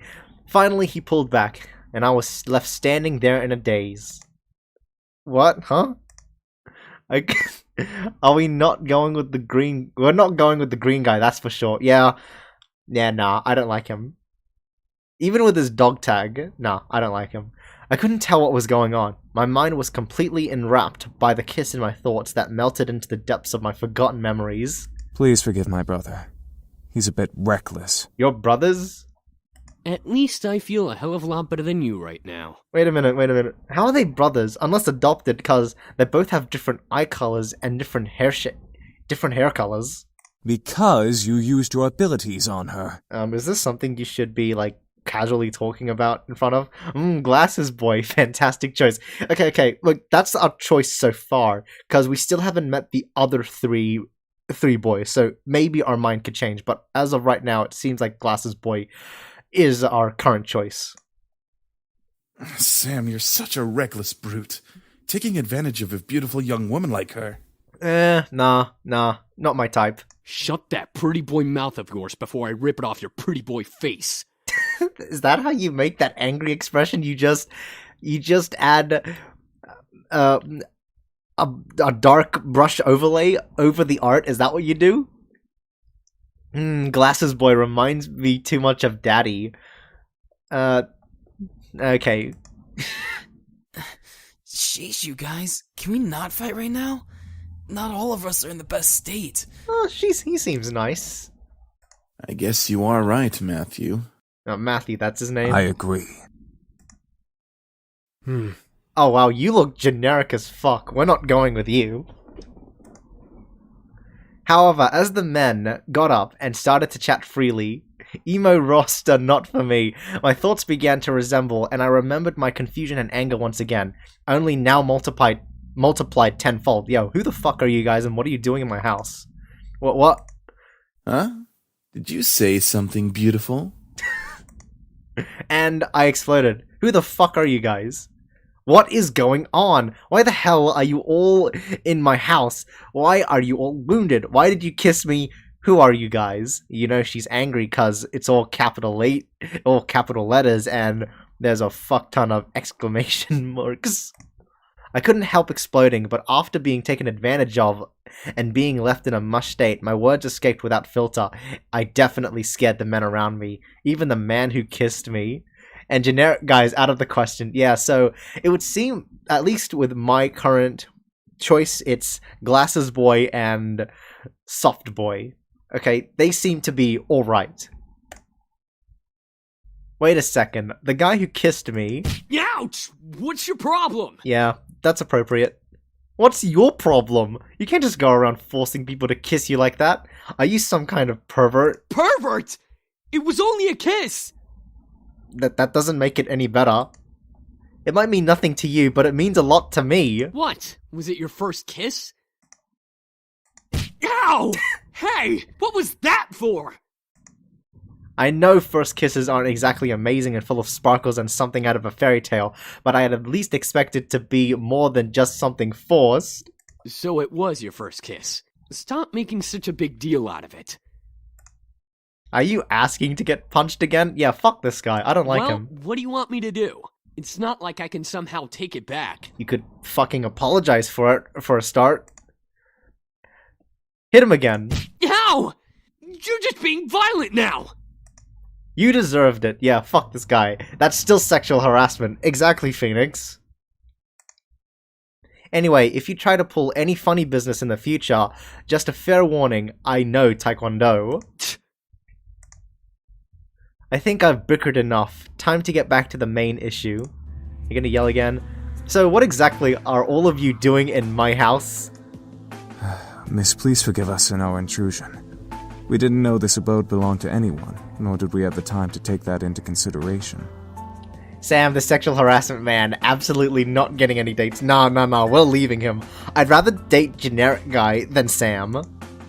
What do you mean? You don't just barge into people's homes. We wouldn't have had to if we weren't as wounded as we are currently. We just escaped from a deadly fight that could have ended our lives. Wounded? You're all fine. Couldn't have had like some red streaks on the art. Luckily for us, your home was near and the windows were unlocked, so we quickly came inside. Okay, that's our fault, okay? I don't care who you are, you lock your windows if no one's living in there. The last time I remembered, there were laws preventing strangers from stepping on private property, although considering the severity of their wounds, it had to be serious. I guess that explains the wounds, but not why he kissed me. He had absolutely no right to do that. Well, lovely flustered lady, it's hard to explain, truly. We're not exactly normal. I gotta be honest, I feel like this guy, this red guy, he's just trying too hard to sound, how do I say, flirtatious? I honestly prefer Sam than any of them, but let's see how Glasses Boy would introduce himself. Not normal? What are you guys, demons or something? I mean, I guess that's the first choice people would come to? No, that's not. I asked almost jokingly, but the boys seemed to take my question differently.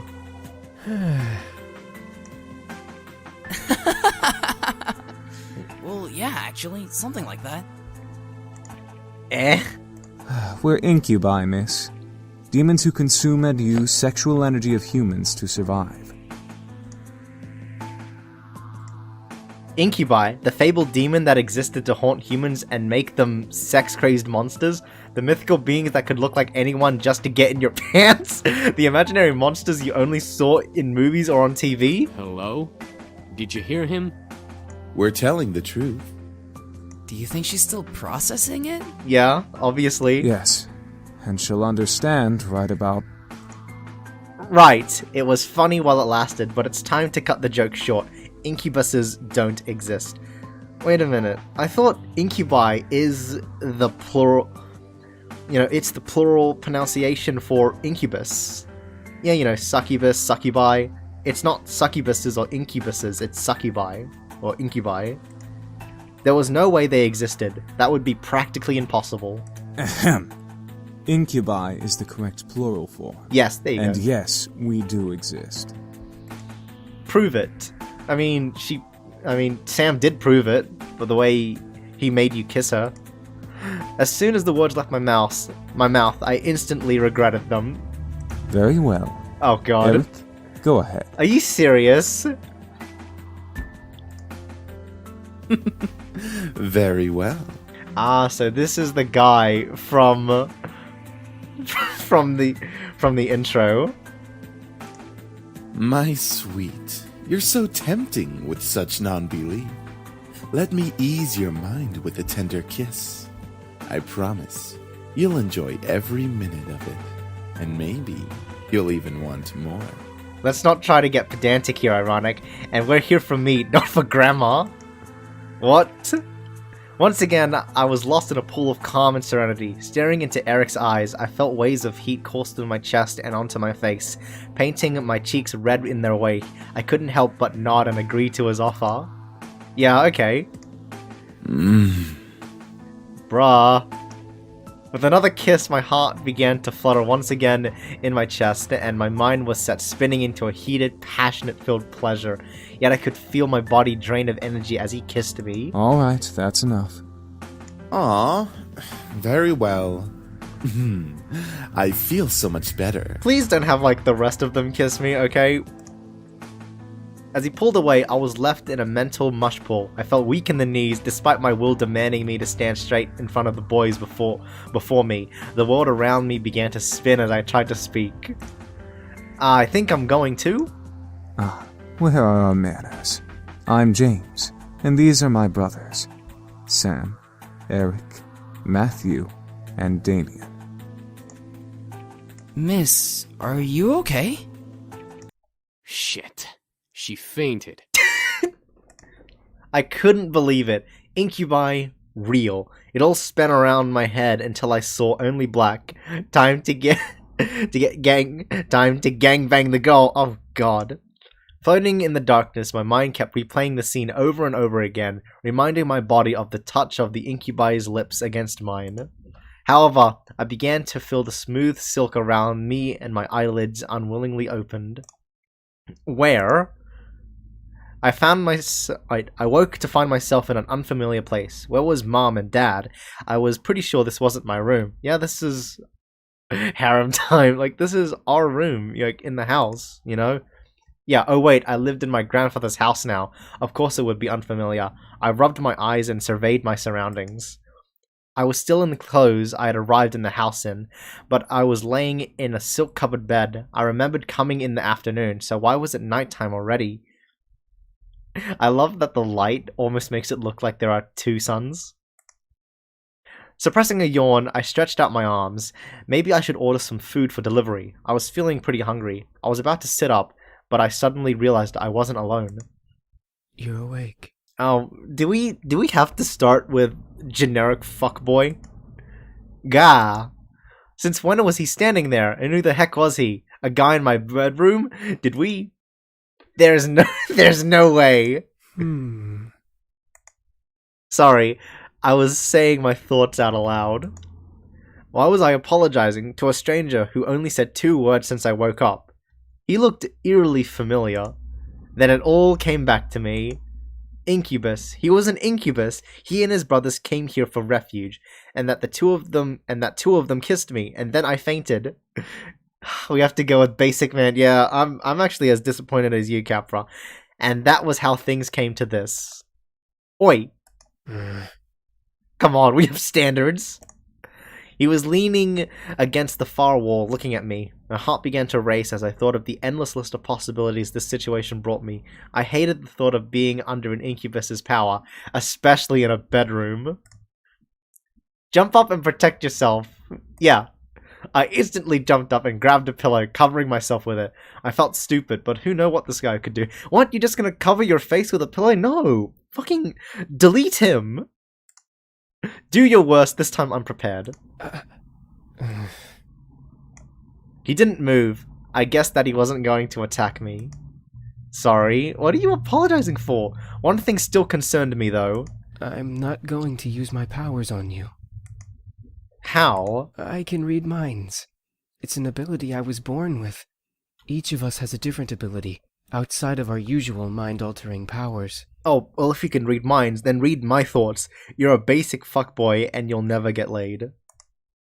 Great! I was even more surprises. I grew up with even more worried about the situation that I was in. I see. How long have I been asleep? For a few hours. It's already gotten quite dark outside.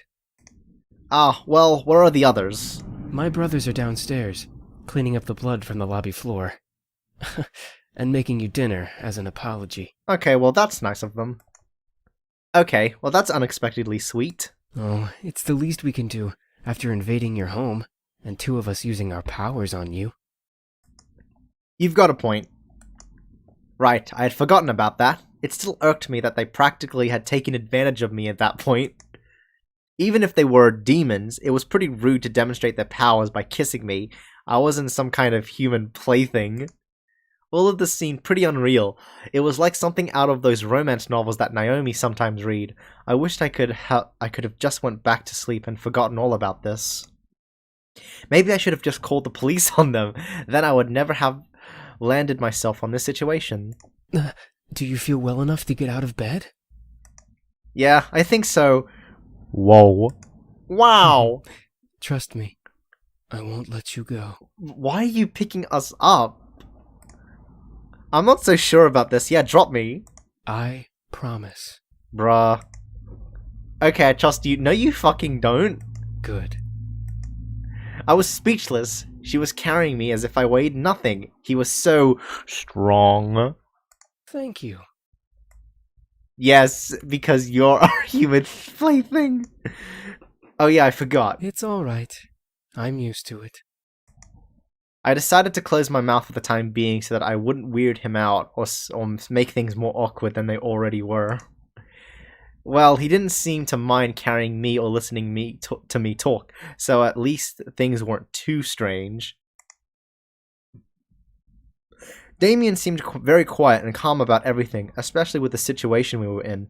However, there was a sort of longing in his eyes when he looked at me that wasn't lustful. It was more in admiration. We just met for like 5 minutes. How are you admire? What do we have that you admire?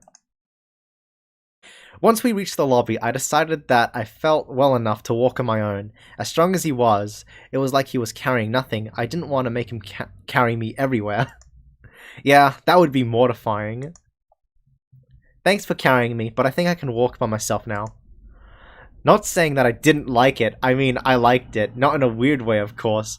It's not like I get carried around all the time. What I'm trying to say is that it was really nice of you to do that. I started to fumble over my words again, real smooth. It's no problem. I'll be heading to the dining room then. Alright, see ya! He gently lowered me to the ground before he walked off quietly, disappearing into the shadows of the dark lobby.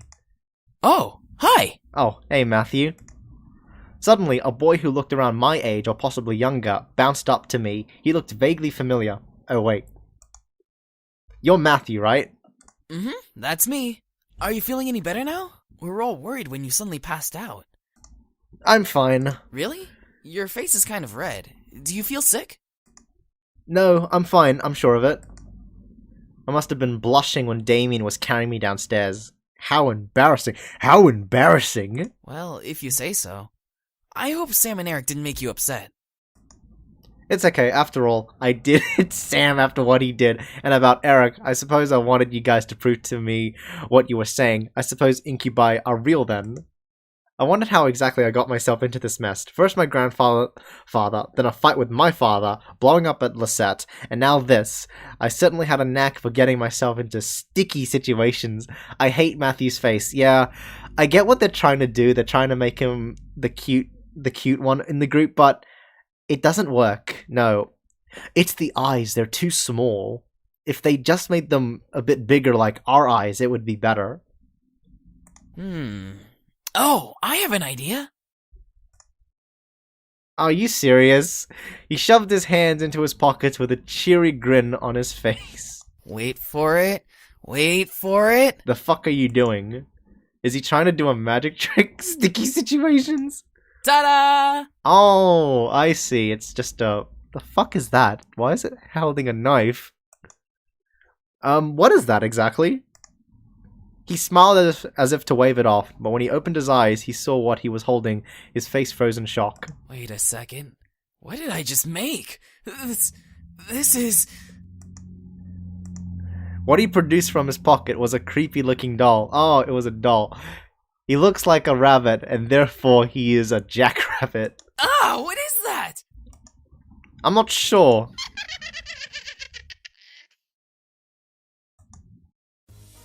His face paled considerably, and he dropped it onto the floor, scooting away from it frantically. Get it away from me! It might be possessed by a demon or something! Okay, I'm gonna be honest. I'm gonna be real honest. I really, really hate when anime does these chibi-looking faces. I especially hate it when Hellsing does it. It's just so... You know, it looks awful. And here, especially, it looks fucking awful. But isn't he a demon himself? That's not what I wanted to make! I just wanted to surprise you with a stuffed animal or just something to cheer you up. That looks like it came straight out of a horror movie. He slumped his shoulders and looked down at his feet. Ew. Yeah, ew. Oh, it's okay. You don't have to look so dejected. I mean, it's certainly unique. You can have it. What? I appreciate the thought, but, no thanks. That's too bad. Are you sure? I picked up the doll and waved it around him. It was funny teasing him. Yes. Ah! Help! It's gonna kill me! Those tears looked like they were added in by paint. Yes. Yes, that is exactly what it looks like. Alright, I'll stop. No, continue. Anyway, I'm heading back to help out with the food. You can come over if you're hungry. I think I'll go with you then. Yeah, out of all the incubi, he seems to be the most normal. Something smells good. My stomach rumbled in agreement. I was starving. Yeah, I'm starving too. I need to eat something. Oh, the girl's awake. Fuck you. Excuse you, I have a name, you know. Should we really care? Sam, I will roast that tongue for dinner if it doesn't stop flapping in that idiotic mouth of yours. Fuck yeah. Be like Hannibal, you know? Just cook some human meat. Whatever. I gotta be honest, if you watch Hannibal and the way he cooks the human meat, he makes it look so tasty, but then you realize it's human meat that he's cooking. I apologize for his attitude. Oh, that's fine. Good. I hope you'll enjoy the meal we prepared for you. Fun fact, human meat, according to actual cannibals, seem to resemble the taste of pork. Yeah, meat. Meal? Why are you so sad? For a second, my mind didn't understand what James meant. Maybe it was the doll getting into my head and distracting me. That's right, Damien and Matthew mentioned they were making dinner as an apology. Is it like actual dinner? Just replace the human meat with pork and they have the same taste. Yeah, that's exactly right, but... Oh wait, you didn't have to. Please let it just be a normal dinner. We insist. Besides, it's quite impossible to undo our cooking, even if you command us to. Oh, James, honey, you're the real snack here. God damn it, Capra. Alright, well, thank you. Matthew put down the last of the plates on the table and bowed a bit exaggeratedly to me, gesturing to the table with a sweeping motion. Ah, there we go. Dinner's all served. The table was filled with various foods from an eclectic selection of cuisines. One portion of the table was filled with elegantly placed Asian foods, and another portion some yummy-looking desserts.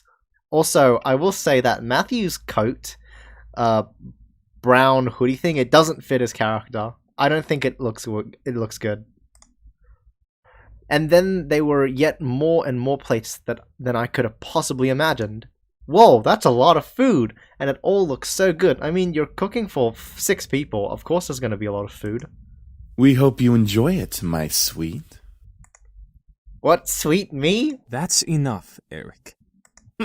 You're no fun, James. I don't need to be fun, Erik. Miss, please follow me. I didn't know what came over me, whether it was his politeness or maybe his power, but I couldn't help but take his offered arm. James seemed very quiet and kind and intelligent, but aside from that, there was something that set him apart from his brothers. Not to mention, he didn't really seem to hold much appreciation for them. Erik is cringe. Yeah, he could be nice, but it's just the way he talks. He's trying too hard and it doesn't work. Miss, I have to ask, why do you live alone? Oh, well, it's kind of a long story. I'm all ears if you wish to tell. Like, see? The pointed ears? And Dad also has pointed ears? All the food is for her because they want her extra thick. Fucking Aku. Extra thick! I love it so much. What did he say? I kinda don't feel like it. It's fine, maybe another time. Yeah, we just met. I don't feel like dumping our entire backstory, you know? See? James cares. Very well. Here's your seat, then. Let me get your chair for you, lovely lady. Erik is a beta male that is trying to be a Chad. Yeah, that's exactly what it is. Oh, Erik was very charming. No, he isn't, and his smile pulled at my heart. You liar. The way he kept flirting with me definitely designated him as the charmer of the demons. That is a complete lie, and yet there was a little distance in his eyes. I want more Sam. Are you insane, Phoenix? By the way, I apologize for my behavior earlier. Stealing your second kiss like that. Huh? Oh yeah, when I didn't believe that they were incubi. It's fine, I guess. I mean, you didn't just get up and grab a kiss for no reason. I'm not as forward, unlike Sam. Suddenly, Erik leaned in and whispered in my ear. I won't lie, though. I enjoyed kissing you and feeling you melt in my arms. Nah, that was very cringe. That's not good, no. I was torn between smacking him and trying to play it cool. Smack him! Smack him! That's going to sting. Sorry, I panicked. Yeah, that's it. Good excuse. No, I was expecting that. I drew my attention back to the dishes. I was both intrigued and slightly scared by the amount of food they made. Seeing my expression, Erik leaned forward and proudly smiled, gesturing to all of the dishes with a dramatic sweep of his arm. I made almost all of the dishes myself.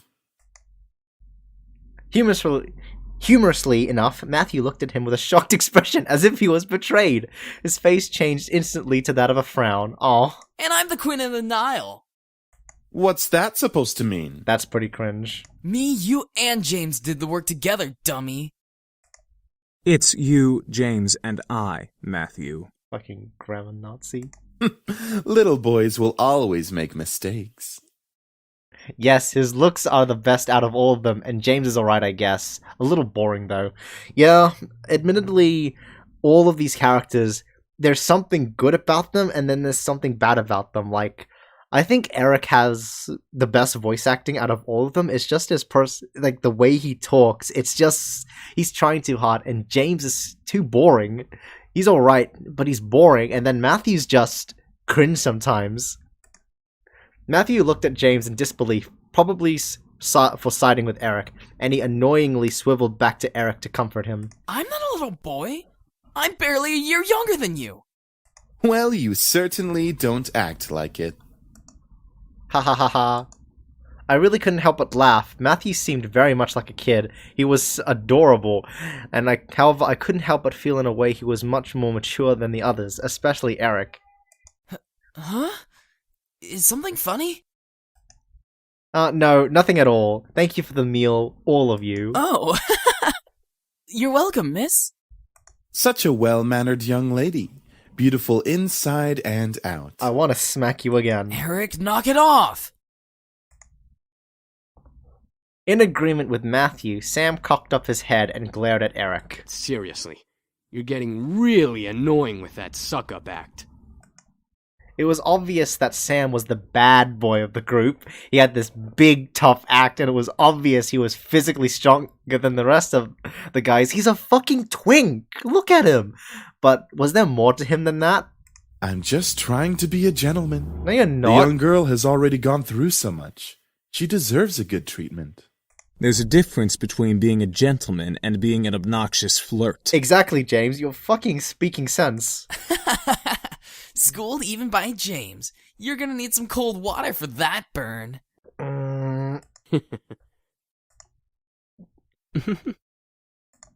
By the way, I don't believe we caught your name even though you know each of us. Ah, I'm Irony-chan. It's a pleasure to finally know your name.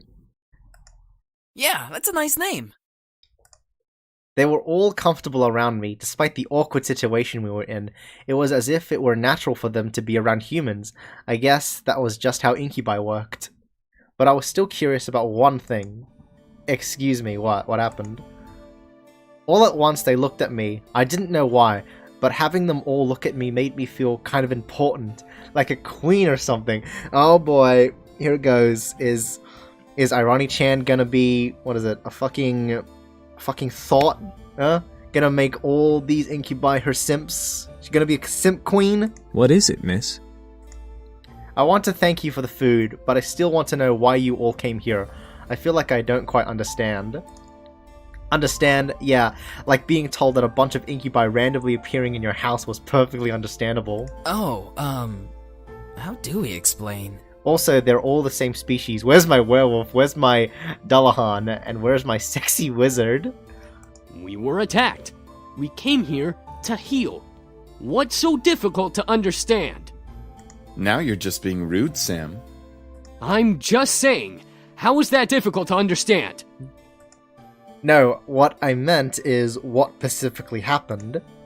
Well, you see, we've been traveling around for quite some time now. Just recently we came into town, but we were jumped by this band of misfits. So, in order to escape and heal, we came here for shelter. Again, we apologize for the mess we made. It's fine, I guess. So you're all better now, right? Yup, all thanks to you. Huh? Me? You see, beautiful, we feed on sexual energy. But we don't just get it from kissing lovely ladies such as yourself. We can simply touch someone's hand to obtain sexual energy. Everyone carries sexual energy, you know. I was still in shock about their powers. It wasn't just kisses that gave them power. It was anything physical. No wonder I was out for a while. Did they do anything while I was sleeping? These incubi intrigued me, but at the same time I could almost hear a warning siren going off in my head. Is there anything else you wish to know? Hand-holding is lewd. Well, what do you all plan to do now? Yeah, what are you gonna do? You just gonna... Can you fuck off and leave my house, please? Yeah, what are we gonna do now, James? That is a very good question. We just got here and surely we'll be hunted again if we leave. We can take him easily. Not without more training, Sam. The result of that was clearly evident in our last encounter with them. At that moment, I didn't know what came over me, but I suddenly felt sorry for them. Wow, hand-holding in less than 24 hours. They couldn't possibly survive out there. If they didn't know it was illegal to break into people's homes, they probably didn't know a bunch of other stuff. There would probably be chaos all over town. Or on the flip side, they could be taken in for questioning and be poked and prodded like lab frogs for research. That was even worse. But most of all, they reminded me of back then. Oh god, a fucking flashback. I was standing alone. The entire classroom was filled with laughter and chatter, but I stood in the midst of it, quiet and alone. It was strange seeing the whole world pass in front of me with such vibrancy, all while I stood there. On the plus side, I wasn't engaged in any of the drama that might have arisen, like scribbling on someone's paper for revenge or kicking someone too hard. It was kind of nice just to sit back, just standing back and watch these things pass by and life go on. I had long before convinced myself that I preferred being alone. I often said to myself in encouragement, yeah, I want to be alone. There's no one I like better than me, so I ought to spend more time with myself. That's pretty sad. But there was a certain bitterness that, coupled with being alone, just made me feel so sad. There was a difference between being alone and lonely. I just didn't realize it at that moment. Even after that moment, my father, my mother, there was no one to turn to. I was lonely.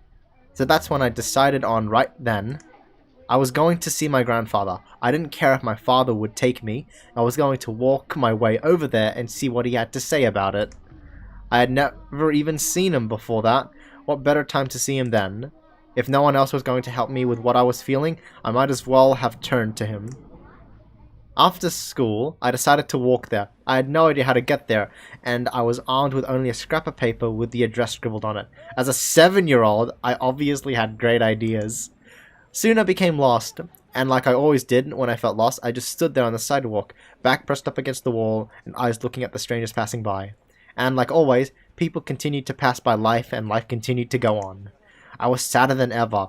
I had ended up in the situation I was originally in. Nothing had changed. I thought that I was silly for even thinking that I could change things with my own hands.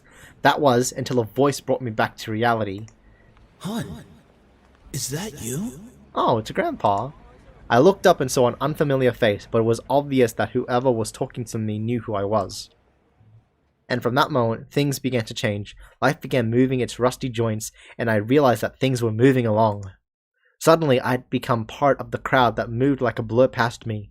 I was no longer someone who stood still and watched others hurry past me. Life had changed. I had changed. Because the very person who found me that day was my grandfather. I had the opportunity to help them. Though would I? I wanted to, but I wasn't sure if that was the best idea. After all, 5 demons in my house wasn't exactly the living arrangement I had imagined when I first moved in. There was the matter of making sure that no one found about their powers, and thinking about them as lab rats made my stomach queasy. I mean, we could always send Damien as the lab rat. They ought to be satisfied. And even then, if they passed for humans, how would I explain having guys living in my house? Imagine if my friends came over. They would practically think I was part of a harem or something. Oh god, imagine if my parents came over. I think my mom would faint. Who knows what my dad would do? I think he would have them arrested on the spot. I mean, just hire them as, butlers.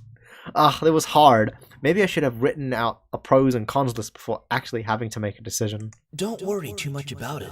You have plenty of time to decide. Besides, you should do what makes you happy as well. Yeah, nothing makes me happy than having a bunch of simps do exactly what I do, exactly what I say. It was strange that I happened to remember what my grandfather said to me when I was little, but it did kind of make sense. They weren't in the same exact situation I was in before, but I did want to help them out. I think it would ease my conscience, and it would also make me feel a bit happy to give them help, as weird as that sounded. Clenching my hands into fists, I strengthened my resolve to speak up. Well, you could. What was that, lovely lady? Oh, piss off, you fucking tryhard. That is... Spit it out already. Bruh, can you fucking let me talk? Okay. We obey the queen. You can stay with me here, if you like. As soon as I finished my sentence, the room became still. I'm not sure what went through their heads from my words. The silence in the air cut like a knife until I finally spoke up once more. It seemed like you all need a place to stay, and well, I just moved into this giant house, so it seemed like it made sense. It was still quiet in the room, so I decided to keep talking. If you would like to stay here, though, there are two things that I need all of you to follow. Yes? Obey my every command and give me money. First of all, you can't use your powers or deliberately do something that might harm me or any guest that comes over. Well, save for enemies, but you get the drift. That sounds reasonable. Second, you have to help me with any errands around the house. This place is kind of big, so yeah. That's fair. That is a generous offer, miss. Are you sure that would be okay? We don't wish to burden you any more than we already have. It's alright, really. I mean, I just started living here myself, so I would appreciate any help around the house. A wonderful idea. We'll live here and train while helping you with the house. Servants for the lovely princess. Why is Sam pissed off? What? Are you serious? What? You have to work and earn your keep to live in a house that doesn't belong to you? Oh, when a man has a harem, the girls in are fine, but when a woman has a harem, the men are simps, huh? I see this sexism. Shh, be quiet, Sam. I haven't slept in a bed for days. Oh my god, Ironic is starting his career as a Twitch stream so perfectly. They all seem to like the idea, except for Sam, but hey, I didn't really hate the idea either, even if they were incubi. It would be interesting to have 5 guys help me with taking care of the house, given they would follow the rules that I had just laid down. Grr, fine, but we're not staying here forever. Only until we can beat up that group of punks. That's fair. I think that is a reasonable time limit for our stay. Yes, this is awesome. Also beautiful. If you need a bedfellow. Slap him. One of you guys hit him, please, please. Erik, knock it off. Damn it! I was happy that they agreed. What? The start of something new. Oh, I got an achievement. I was happy they agreed. Maybe it was because I wasn't going to be lonely for a while. Maybe it was because they all needed help and my want to help people was fulfilled. I would never be sure. So what are we waiting for? Let's celebrate and dig in! Finally, I'm starving. Yeah, same. I'm starving too. Instantly, Matthew and Sam began to stuff themselves with the food on the table. I noticed James' eye twitching in irritation, so I stifled my incoming laugh. Really, you two? You're both acting like pigs! Oh, let them have a little freedom, James. It's not like we've eaten recently either. I'm sure they've been starving. Still, that's no excuse for stuffing their faces like backyard swine. I almost couldn't hold it in. So then, I looked back at Damien. Oh, damn it, that was the boring choice. Damn. I regret that. Anyways, I looked back at Damien, who had been silent for the whole time. He was leaning in against the far wall, moving his lips almost silently to the empty space beside him. Out of curiosity, I looked the same way, though I found nothing there. It's nothing. Oh, was it the guys? The bandits, whatever? Huh? I looked back to see Damien looking at me with his normal blank face. Yeah, his normal boring-ass face. My god, he's so bland. I couldn't help but stare back, feeling the red tint of embarrassment spreading across my face. As I stared, Damien gave a very small smile and closed his eyes, returning to his thoughts. Eventually, we all ate dinner together. It was strange eating with just guys, but they were enjoyable to be around. They all made me feel like a part of their family as we ate together. However, our peace was soon disturbed. Okay, I think that will be a good time to end it. Yeah, because I feel like if I were to click further, it's gonna go to some action scene, so we'll save that for next time. I hope you guys enjoyed today's episode, and I hope you have a fantastic rest of your day, and I'll see you in the next one. I'm actually, like, sort of enjoying this. Like, unironically. I think this is an alright game. Alright, I'll see you guys later. Bye!